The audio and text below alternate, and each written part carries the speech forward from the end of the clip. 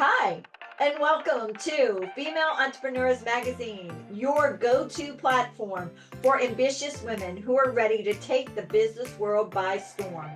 I'm your host, Angel France, and each week we'll dive into the latest strategies, stories, and success secrets from the most inspiring female entrepreneurs around the world.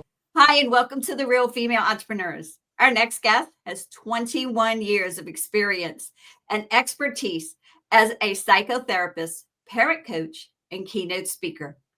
She has a unique gift for helping adults understand today's children on a deeper level. You know what? She's also known for her interactive talks filled with aha moments. So get ready to have your aha moments happen and your mouth drop. She has lots of humor and a powerful insight into what's going on with today's children. She empowers parents and educators to support children's growth with confidence and purpose. Help me celebrate this inspiring advocate for mental health and well-being, the amazing Nicole Runyon. Nicole, thank you so much for being here with us. You are truly amazing. So you work with parents and also teachers to actually do collaborations to support children. Yes, thank you for having me. It's really an honor to be here. And I've been working with parents really the entire time I worked with children. But now in this capacity, I find that getting to the parents helps the kids get better faster. And the younger parents of younger children, it helps prevent from mental health issues in the future.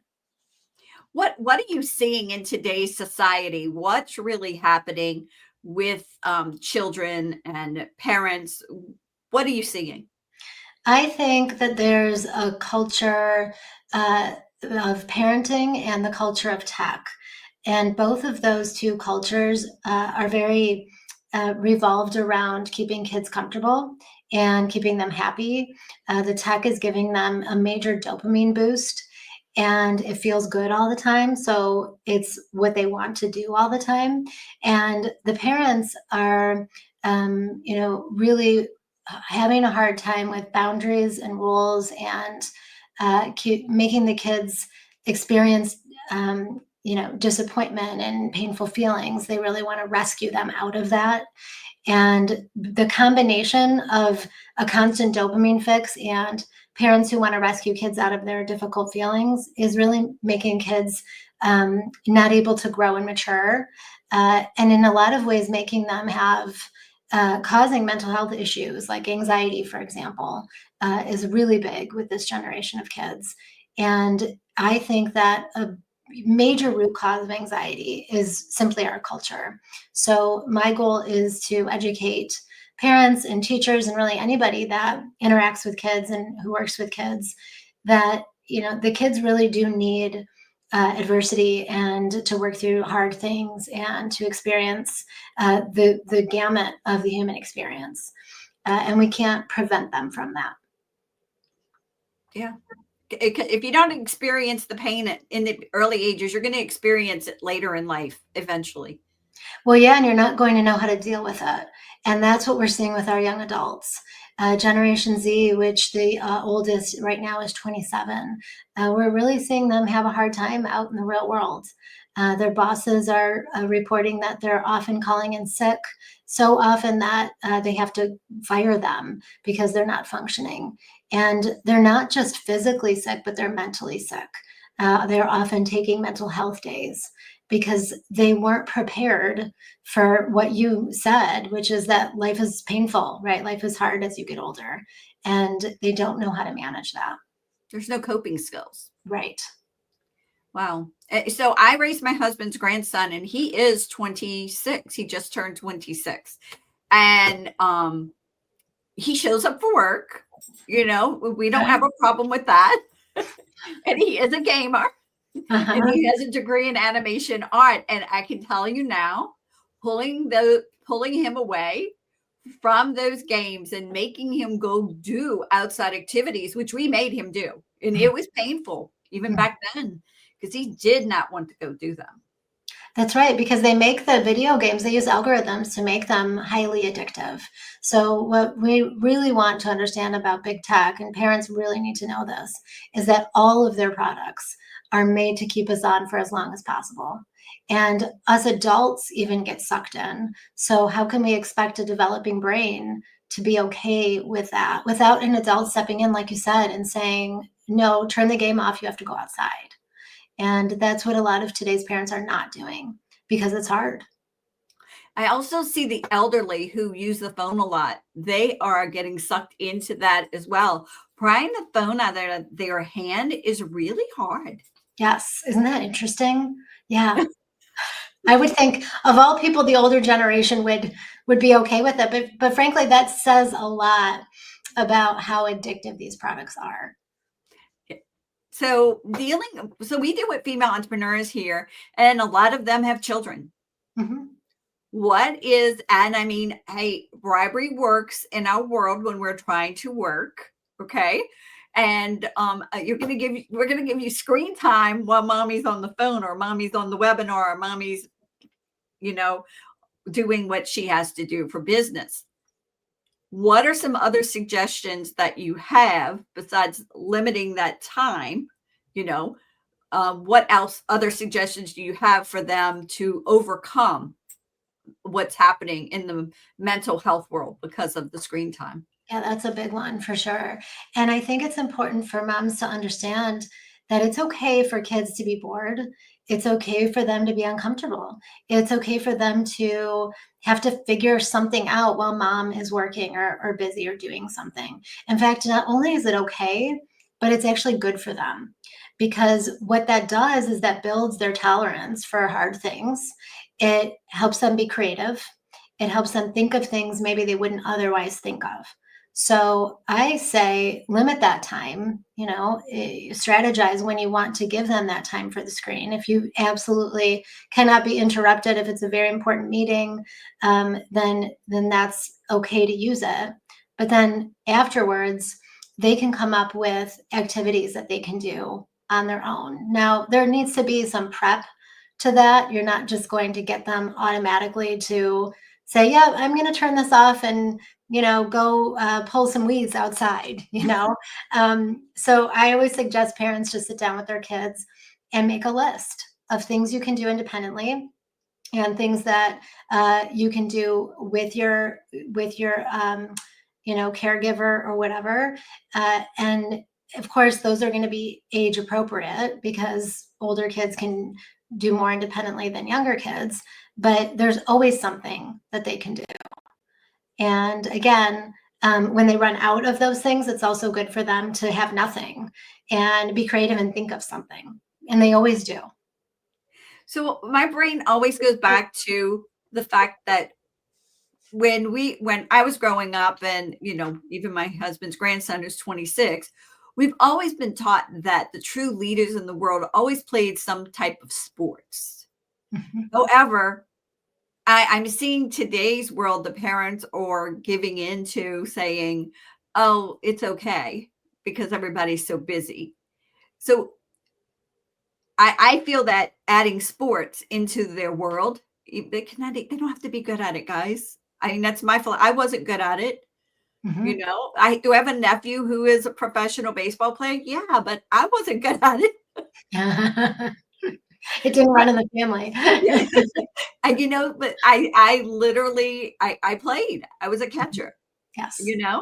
I played soccer, I played flag football, I played basketball, and I would go to the other side of the court and actually shoot goals for other people. I still sort of do that today. But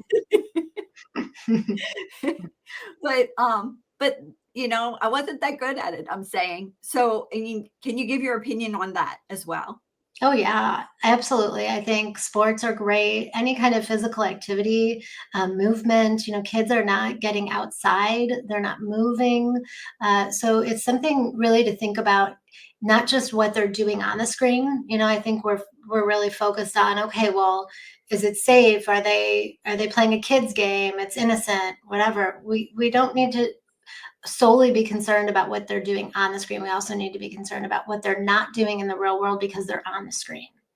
And so sports give so much enrichment to a child's life, not just because of physical movement, but because of all the learning they do from it, right? They have to respect and listen to the coach, another adult in a position of authority. They have to work together as a team. They have to learn conflict resolution. These are all skills, soft skills, that are really missing for Gen Z. And the adults are having to teach them these things that they should have learned in their childhoods. And us, I think, older people don't realize that they actually have to be taught, because we weren't taught. It just was natural for us because of our lifestyle, right? Like, we went outside. If we weren't in an organized sport, because I was too, just like you, but I wasn't any good, but I did it. And if I wasn't at some kind of activity, I was outside playing with my friends with no adult supervision. Mhm. And I learned so much from those experiences. And they weren't always good experiences. There was a lot of hardship and conflict, and I had to figure things out. And I didn't, have my mom to go run to and say, fix this, please. Mhm. So yeah, absolutely. Outside organized activities, kids getting together without adults, always, always a good thing, and so missing in this generation. So, with being the therapist you are, and the coach that you are, what really brought you from going into the entrepreneurial world? Have you always wanted to be an entrepreneur, have your own business, or how did that transpire for you? Mhm. I always wanted to be a private practice therapist. As long as I could remember, I was actually 10 years old, and I decided I was going to be a child therapist. And I envisioned myself having a private practice. And I started out in community mental health when I graduated, and I got a really, really good, rich experience of all different kinds of mental health issues and all different kinds of different families that I wasn't exposed to in my life, in my earlier childhood. And actually, my husband pushed me out of that and into private practice. I was a little scared to make the jump, but it was a goal of mine and something I always wanted to do, and he knew that, and so he pushed it. And I, never looked back. I don't regret it at all. I love being in business for myself, because along the way, I never thought this would happen, because all I ever wanted to do was be a child psychotherapist. But along the way, I said, you know what? I want to do something different. I want to speak. I want to write. And I want to really make a difference, kind of on a broader scale. And I think that entrepreneurial mindset of just being self-employed and being on my own for so long made me think, well, I could do that too, and I could do anything. And so I took that leap a couple of years ago, and I switched my private practice from seeing kids to coaching parents. And I've been speaking, and I actually just wrote a book. It's in pre-sale right now. And so And what's the name of the book? You got to tell us the name of the book. okay, it's called Free to Fly: The Secret to Fostering Independence in the Next Generation. Wow. That is amazing. I can't wait. So it's on pre-sale right now, Mhm. correct? Where can it be pre-sold? Where is it pre-sold at right now? You can go to my website, NicoleRunyon.com, and there's a tab called My Book. You can click on that tab, and there's two links. You could either buy it through Amazon or Barnes & Noble. And then the reason why I'm suggesting people go to my website is because once you buy the book, you can put your confirmation code into the step 2 on the site, and you could download some free bonus material that I created for anyone Oh, who buys the book pre-sale. that's awesome. Yeah. They'll love that. So, how do you balance your family life, personal life with being an entrepreneur and running the business that you run? That's a great question. Some days I feel like I do a really good job of it, and other days I feel like I'm drowning. And I think that's probably pretty common for, female entrepreneurs. The way that I really try to do it is I focus on what's my priority in that moment, or in that hour, or in that day. And if my kids are around, they're always the priority. And so I feel like then that's my choice. Everybody can choose something different, but that's really important to me. And so I feel like if I can just acknowledge that in this moment, they're my priority, and whatever I have to do is just going to have to wait. then that feels a little bit better than trying to juggle it all at the same time. So your children are what age? 11 and 16. Oh, wow. So you have run your whole business with your children growing up pretty much. Yes, when I was doing full-time private practice, my schedule was revolved around theirs.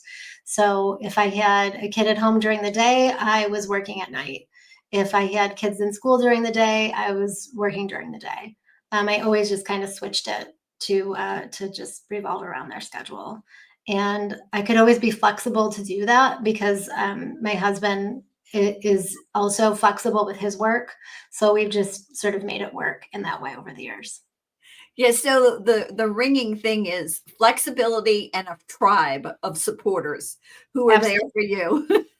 Yes, and I'm fortunate enough, I live in Detroit, Michigan, and there's really not a reason to live in Detroit unless you have family here. So that's why I'm here. I have a very large family, and they're my tribe, and they have always helped me along the way. My mom and my sister, so it's been great. All right, what would you do if you were just starting out and you weren't in private practice, you weren't anything, and you were like, "Oh, I'm gonna start a business. I just know I want to." My husband said, "Go for it." What would you suggest to somebody? Well, I think the very first thing is wrapping your mind around the idea that it's not just going to be hard, but you're going to have moments where it's harder than you think, and you're going to want to quit. And so I would say don't start until you know that you can work through those moments. That's good. Because working through the moments is the key. Yeah, absolutely. And that's where I'm at right now. I mean, I got a little choked up when I was saying it because I'm just in this place of wow, like what have I done to myself? I had this thriving private practice and I made this big change and it's been really it's been a ride. And it's amazing and I have moments where I think, wow, like look what I've done. I'm so proud of myself. And then I have moments of what have I done? So if someone's at that "what have I done" moment and struggling a little bit, what advice do you have for them? You're going through it right now. Yeah, So I would say, I'm going to show you. I would say I have this stuck to my computer and I'm taking it off. Just keep going. I Yeah, had somebody say the other day, have it 80% and just know you have to work through the challenges. yeah, yeah, absolutely. And that's it. And then once you can accept that, then you can do anything. Yeah. So thank you for the authenticity because, most people wouldn't be so authentic and say, "Oh, I'm just going through this now." Yeah, well, what you see is what you get with me, that's for sure. I understand. I'm the same way. All right. Knowing what you've learned in business so far, what would you go back and tell your 18-year-old self? Oh, I would tell her that you're stronger than you think. Yeah. Yeah. Yeah. And you can do anything. Yeah, because she did not know that. She did not like herself very much. Well, I mean, the real thing is the mind can achieve anything that we can conceive. I love that statement. Yeah. Yeah. So now that we went back, let's go forward a little bit. I know you're planning or have started planning. What are some tips that you actually do when you're planning? What is something that you do to plan for the new year? I like to envision myself getting to the place I want to be.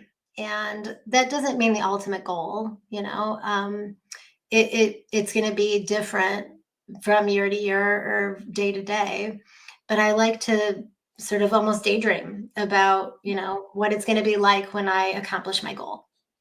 So right now it's being on a bestseller list. And I just keep thinking about that moment that I get a call from my publisher and they tell me that I made the list. And you have that feeling of, oh my God. Yeah. Yeah. All the hard work, it was so worth it. And how are you going to celebrate when you get that call? Because we already know it's happening.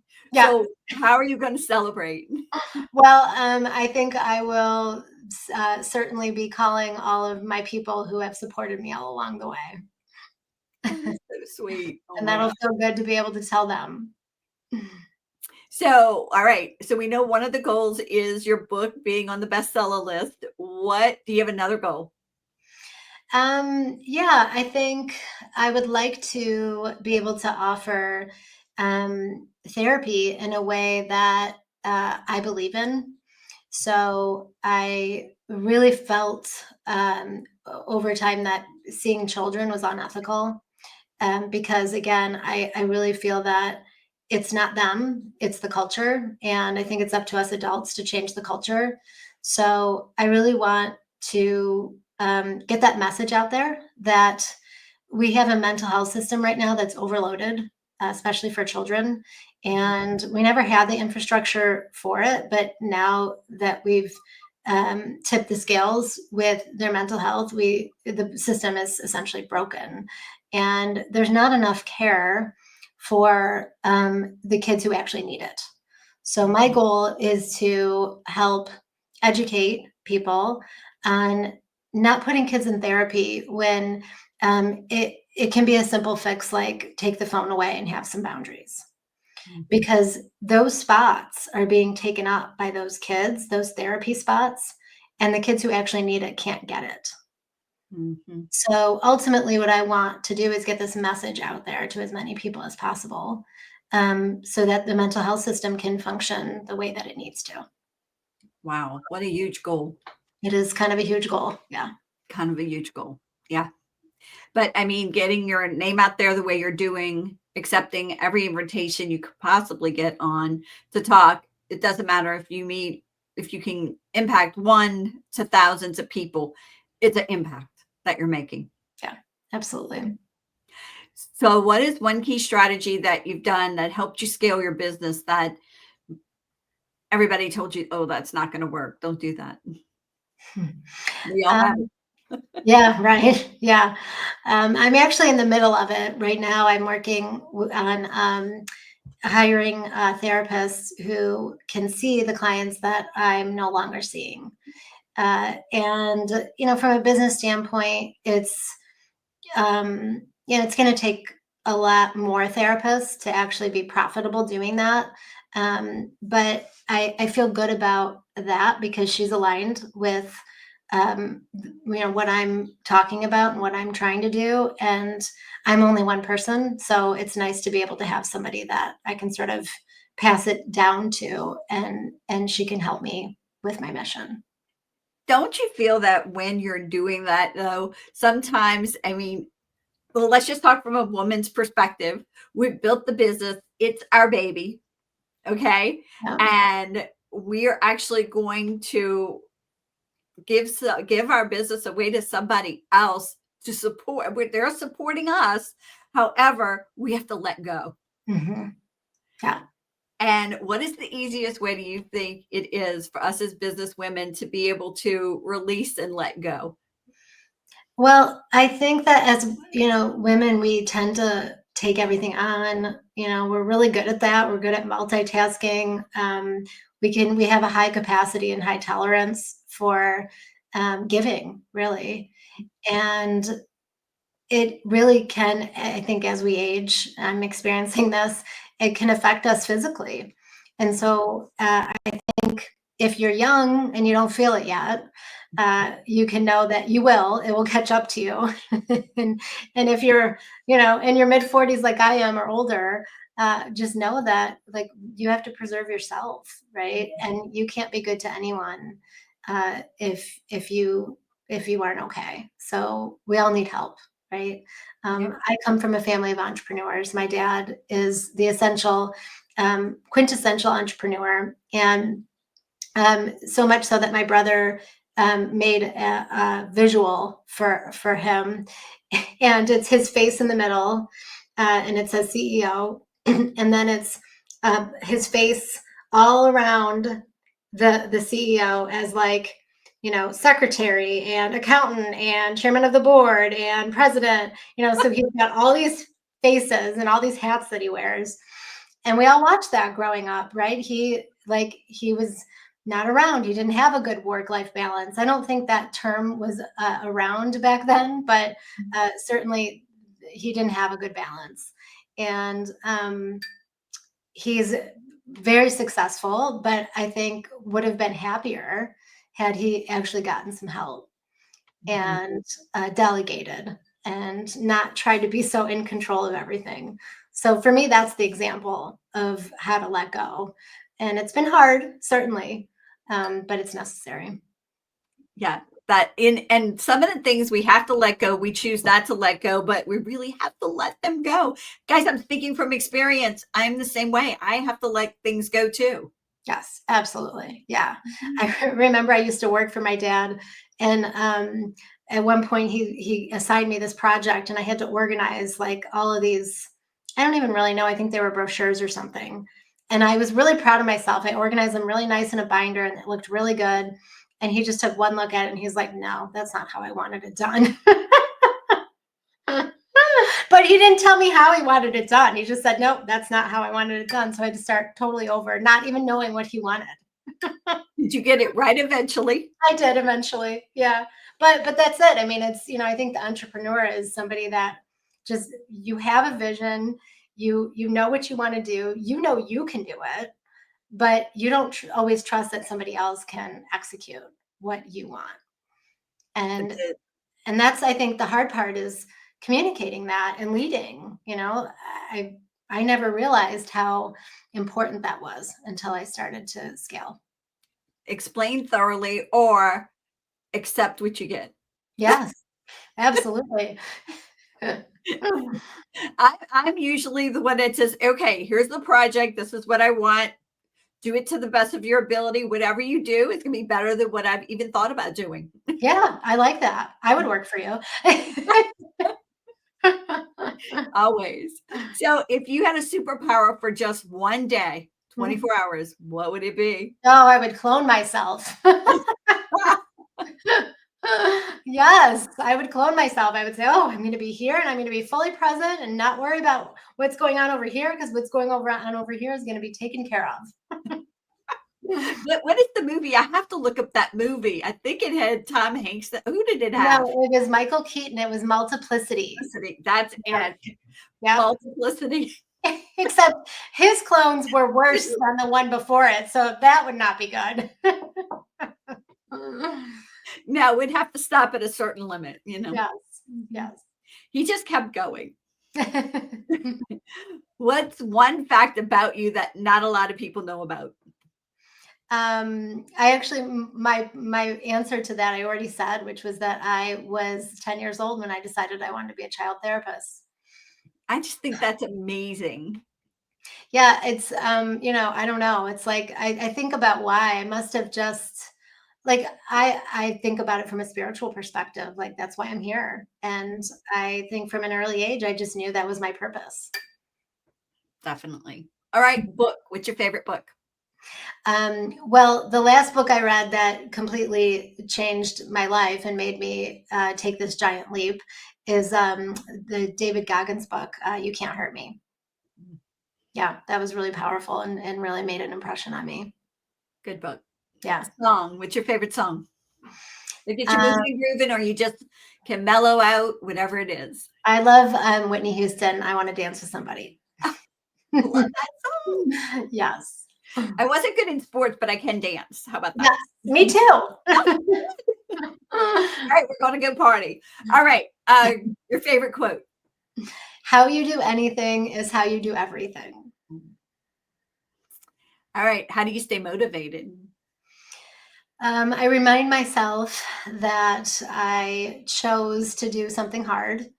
And even though there are moments that I don't want to do it, it was a choice I made, and I'm not powerless. Oh my God, that is so true. Mm-hmm. Because we all make choices, even though it was maybe our destiny or a gift we've been given. It's still a choice if we want to accept it or not. Absolutely. Yeah. Yep. All right. What is the best way for our audience to connect with you? I am on Instagram at iGeneration Mental Health. I'm pretty active on LinkedIn as Nicole Runyon. And you can go to my website, NicoleRunyon.com. And pre-order the book. Yes. Get all the workbooks as well. Yes. Yeah. Don't forget to get that bonus material. There's a lot of really good stuff in there. So is there anything else you want to share with our female entrepreneurs that we haven't discussed yet? Just that I'm grateful to be in the group, and I'm honored that you asked me to speak, and I'm grateful to be in with female entrepreneurs. I think we're a pretty cool bunch. You think? We are. All right, Nicole, it was a pleasure having you on. Thank you so much for being on. Thank you. It was great to be here. Thanks. Bye. Thank you so much for tuning in to this episode of Female Entrepreneurs Magazine. I hope you found inspiration, actionable tips, and a sense of connection with our incredible community of driven women. Don't forget to hit that subscribe button, leave a review, and share the episode with fellow entrepreneurs who are ready to elevate their game. Remember, your success is just the beginning, and we're here to support you in every step of the way. Until next time, keep shining, keep thriving, and remember, you have the power to create the business and life of your dreams. Stay inspired, and I'll see you in the next episode. Bye.